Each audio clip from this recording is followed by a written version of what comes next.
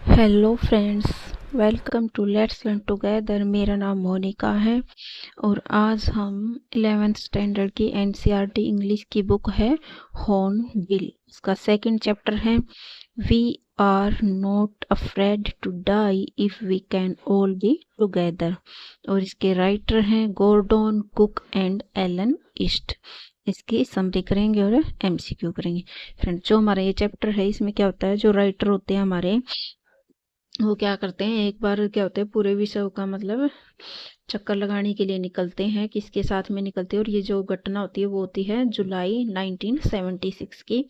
और वो जो विश्व का चक्कर निकाल समुद्री यात्रा करते हैं, मतलब वो समुद्री यात्रा करते हैं। इसमें वो किसके साथ करते हैं, उनकी पत्नी होती है मैरी, बेटा होता है जोनाथन और बेटी होती है सुजैन के साथ क्या करते हैं, वो इंग्लैंड पर प्लेमाउथ से विश्व का चक्कर लगाने के लिए निकल पड़ते हैं। और उनके बेटे की आयु होती है 6 वर्ष और बेटी की होती है 7 वर्ष।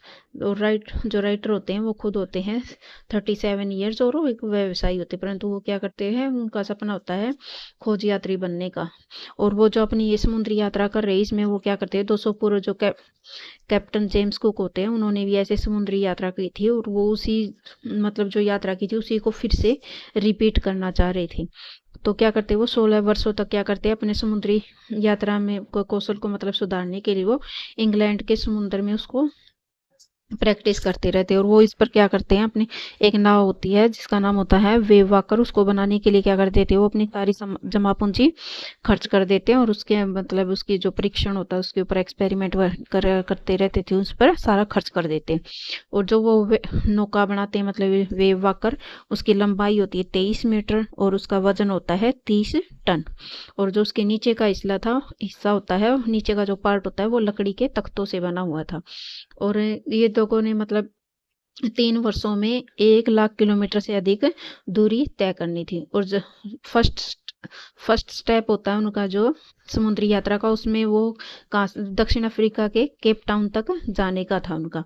और ये क्या करते थे, वो बिल्कुल सुरक्षा से पूरा कर लेते हैं। अब फिर क्या करते हैं, वो पूर्व की ओर आगे जाने से पहले वो 2 और नाविकों को अपने साथ में ऐड कर लेते हैं। और इनमें कौन होता है, अमेरिका से होते हैं लैरी विगिल और स्विस के होते हैं हर्ब सिगलर। और जो राइटर होते हैं वो जानते थे कि दक्षिणी हिंद महासागर क्या है, बहुत ज़्यादा उग्र तूफानी और खतरनाक है। और जैसे ही वो केप टाउन से पूर्व की ओर चलते हैं तो उन्हें क्या मिलते हैं, आंधी तूफान का सामना करना पड़ता है। और लेकिन फिर भी क्या होते हैं, वो कुछ हफ्तों तक तो चलते ही रहते हैं। वो आंधी तूफान से तो इतना नहीं डरते हैं, लेकिन जब ऊंची लहरें आना स्टार्ट हो जाती है तो उन्हें थोड़ा डर लगना स्टार्ट हो जाता है। फिर क्या होता है, दिसंबर 25 को वो अपनी नाव से केप टाउन से 35 किलोमीटर की दूरी पर होते हैं। उस टाइम क्या होता है, खराब मौसम होने के बावजूद भी वो क्या करते हैं, क्रिसमस सेलिब्रेट करते हैं। लेकिन उन्हें ये होप होती है कि जो तूफान है वो थम जाएगा और मौसम चेंज हो जाएगा। और लेकिन क्या होता है, जो मौसम चेंज तो होता है लेकिन जो स्थिति है वो फिर से और भी ज़्यादा भयानक हो जाती है।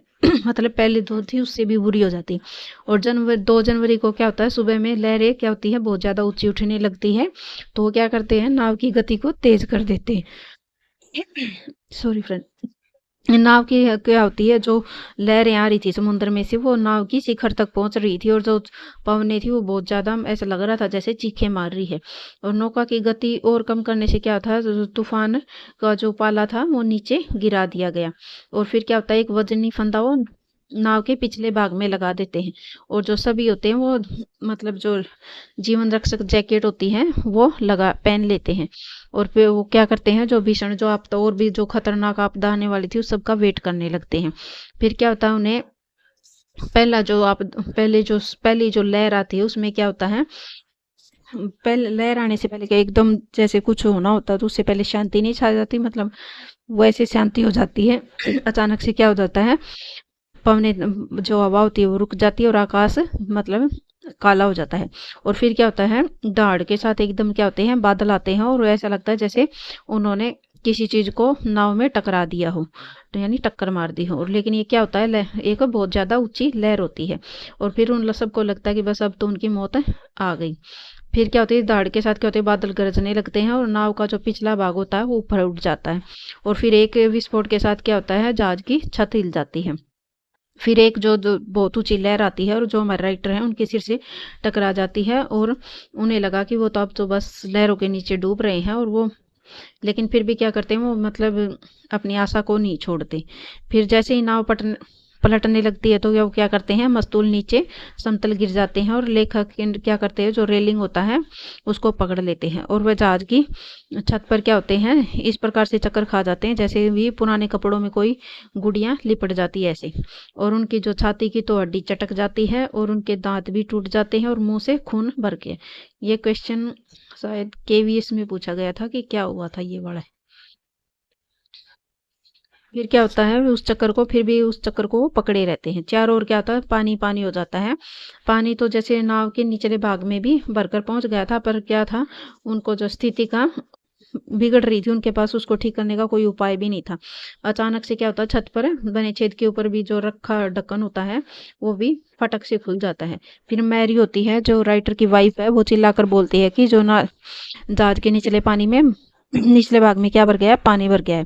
फिर जो राइटर है वो बोलते हैं कि तुम जब वो उसको नाव को चला रहे थे, ऑपरेट कर रहे थे, उस हैंडल को पकड़ लो और वो खुद उस ढक्कन को के पास जो छेद होता है उसको ढक्कन को वहां पर रखने के लिए चले जाते हैं। फिर जो दोनों उन्होंने कर्मचारी लिए थे, एक अमेरिका से और एक स्विस से, वो क्या करते हैं, पानी को पंप द्वारा बाहर निकालने में मतलब जुट जाते हैं। फिर क्या होता है, जो नाव का जो पार्श्व भाग है तो वो अंदर की ओर धंस जाता है और कपड़े नक्शे सब कप प्लेट क्या होते हैं, पानी में तैरना स्टार्ट कर जाते हैं। फिर जो राइटर होते हैं वो बच्चों के केबिन में जाते हैं तो देखते हैं कि जो बच्चे हैं सेफ हैं, उन्हें कुछ नहीं हुआ। लेकिन जो उनकी बेटी होती है शू यानी सुजैन, उसके सिर पर चोट लगने के कारण क्या होता है, एक गुमड़ा सा बन गया है। फिर क्या करते हैं, वो हथौड़ी और किरमिच आदि लेते हैं और वो जो छेद हो गया था उसकी मरम्मत करते हैं। लेकिन क्या होता है, फिर दूसरी जगह से पानी आने लग जाता है। रात क्या होती है, बहुत ज़्यादा ठंडी होती है। वो सहायता के लिए रेडियो सिग्नल भी भेजते हैं और जो सुजैन होती है उसके सिर पर सूजन आ जाती है और उसकी आंखें काली पड़ जाती हैं। लेखक और उसके साथी क्या करते हैं, बारी बारी वो 2-2 घंटे आराम करते हैं। इस प्रकार क्या होता है, 15 घंटे बीत जाते हैं। पर क्या होती है, पहली बार नाव लहर क्या थी, ऊपर आई थी और नाव को क्या हो जाता है, बहुत ज़्यादा हानि हो चुकी थी और उन्हें नहीं लग रहा था कि वो अब ऑस्ट्रेलिया तक पहुंच पाएंगे। फिर लेक जो राइटर होते हैं वो नक्शों को देखते हैं और उन्हें आसपास में क्या होते हैं, 2 टापू नक्शे में दिखाई देते हैं।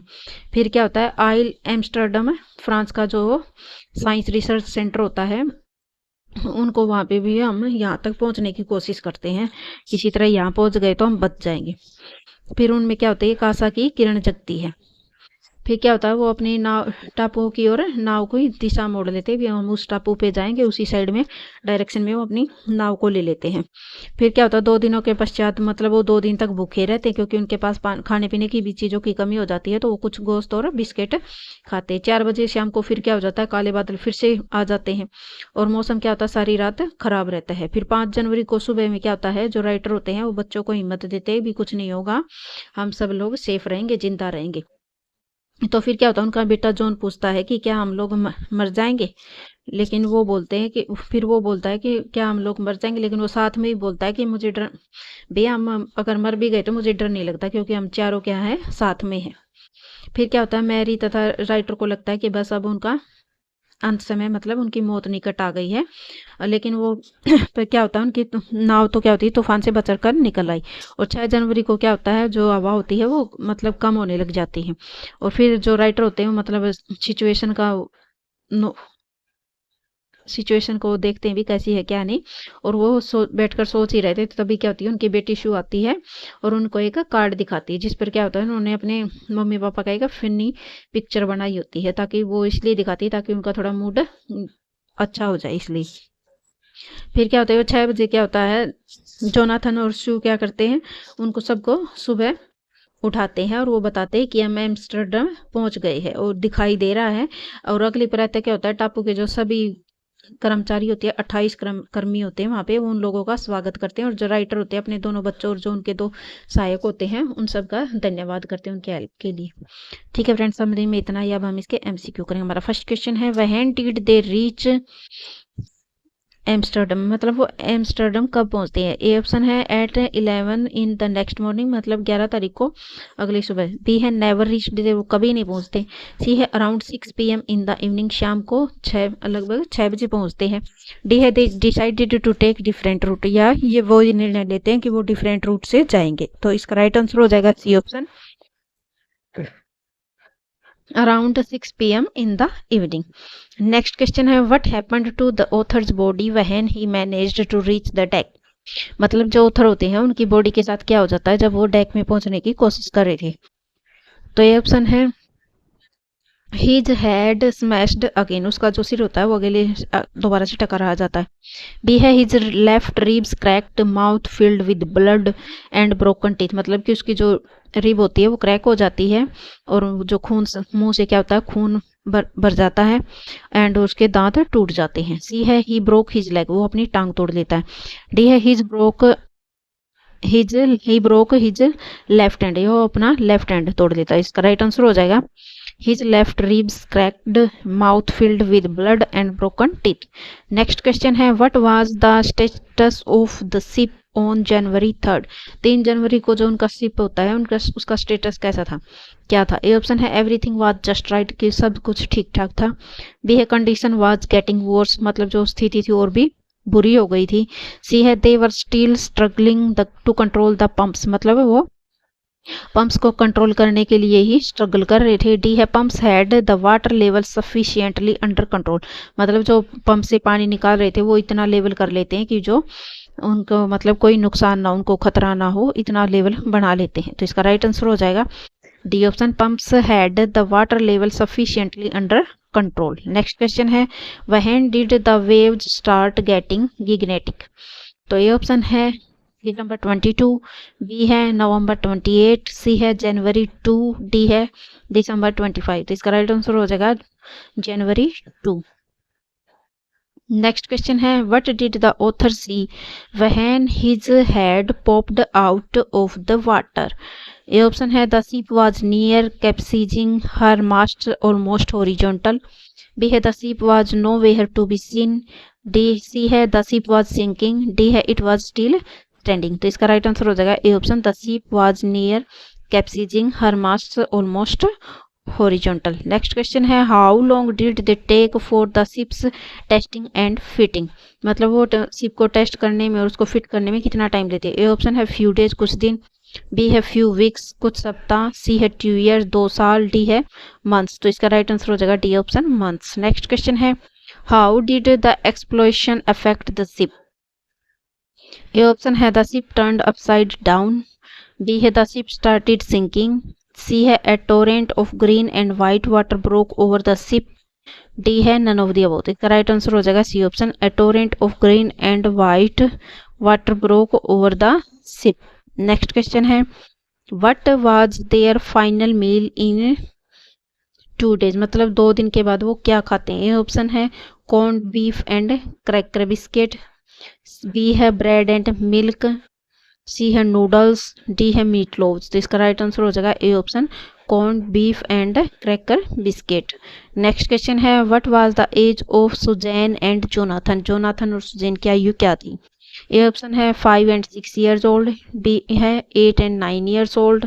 सी है 6 and 7 years old. डी है 5 and 7 years old. तो इसका राइट आंसर हो जाएगा C option 6 and 7 years old. Next question है what part of the journey was pleasant for them, मतलब वो जब वो यात्रा करते थे उसमें उनका सबसे खुश प्लीजेंट मतलब खुश समय कौन सा था. ए ऑप्शन है खुशी भरा. ए ऑप्शन है first leg from England to Cape Town, मतलब जो इंग्लैंड से केप टाउन तक आते हैं वो वाला पहला चरण था उनका, लेग यानी फर्स्ट स्टेज आएगा इधर. बी है last part of the journey, जो उनकी यात्रा का आखिरी पड़ाव था वो. सी है फर्स्ट फ्यू मंथ्स, पहले कुछ महीने. डी है नेवर या कभी नहीं. तो इसका राइट आंसर हो जाएगा A option first stage from England to Cape Town. Next question है what was the first indication of disaster. Disaster का पहला इंडिकेशन क्या होता है. ए ऑप्शन है व्हेन इट स्टार्टेड रेनिंग, जब बारिश स्टार्ट हो जाती है. बी है next evening when the ship started cracking, जब शिप होती है वो क्रैक करना स्टार्ट कर जाती है अगली शाम में. सी है around 6 PM when winds dropped and sky grew darker, जब शाम को क्या होता है 6 बजे हवा तो क्या होती है बंद हो जाती है, कम हो जाती है और आसमान क्या होता है काला होना स्टार्ट हो जाता है. डी है व्हेन विंड्स वर स्ट्रॉन्ग, जब तेज हवाएं थी तब. तो इसका राइट आंसर हो जाएगा C option around 6 PM when winds dropped and sky grew darker. Next question है what happened after the hand pumps started to block up with the debris floating around the cabins. A option है by repairing hand pump, B है by taking out water with the help of bucket, C है the author connected an electric pump to an out pipe, D है the author found another hand pump। तो इसका right answer हो जाएगा C option, the author connected an electric pump to an out pipe। मतलब कि वो एक electric pump जोड़ते हैं आउट पाइप के रूप में। नेक्स्ट क्वेश्चन है what happened after the first indication of the disaster, मतलब जो फर्स्ट इंडिकेशन मिलता है डिजास्टर का तो उसके बाद क्या होता है। ए ऑप्शन है the ship turned upside down, B है it broke the ship from inside, C है a wave appeared vertical and almost twice the height of the other waves, D है it didn't affect the ship. तो इसका right answer हो जाएगा C option, a wave appeared vertical and almost twice the height of other wave, मतलब जो दूसरी wave आ रही थी, लहरें आ रही थी, उससे डबल हाइट की वेव आती है। नेक्स्ट क्वेश्चन है what had happened to Sue when the author entered their room to check on them, मतलब शू को क्या हो गया था जब जो ऑथर होते हैं वो उनके रूम में उनको चेक करने आते हैं। ए ऑप्शन है हर हैंड्स वर हर्ट, उसके जो हाथ थे वो हर्ट हो गए थे, बी है सी वाज अनकॉन्शियस, वो बेहोश थी, सी है her head hurt as there was a bump, मतलब उसका सिर में चोट लगी थी और उसको क्या हो गया था, घुमड़ हो गया था। तो डी है सी वाज फाइन, वो ठीक थी। इसका राइट आंसर हो जाएगा हमारा C option, her head hurt as there was a bump. Next question है why did the author hire the two crewman, जो ऑथर होते हैं वो दो क्रूमैन को क्यों हायर करते हैं। ये ऑप्शन है to take rest from the long the voyage, ताकि उनको भी बीच बीच में क्या मिलता रहे, आराम मिलता रहे इस लंबी यात्रा में। बी है he wanted to spend some time with his family, क्योंकि वो अपने परिवार के साथ कुछ समय बिताना चाहते थे।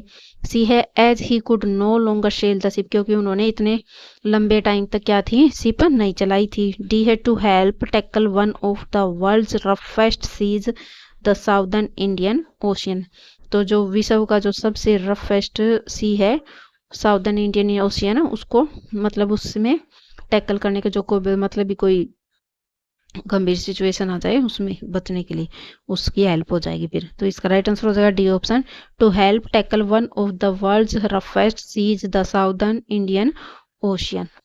ओके फ्रेंड्स, आज के लिए इतना ही, मिलते हैं नेक्स्ट वीडियो में। अगर वीडियो पसंद आई तो चैनल को लाइक करें, शेयर करें, सब्सक्राइब करें। Thank you.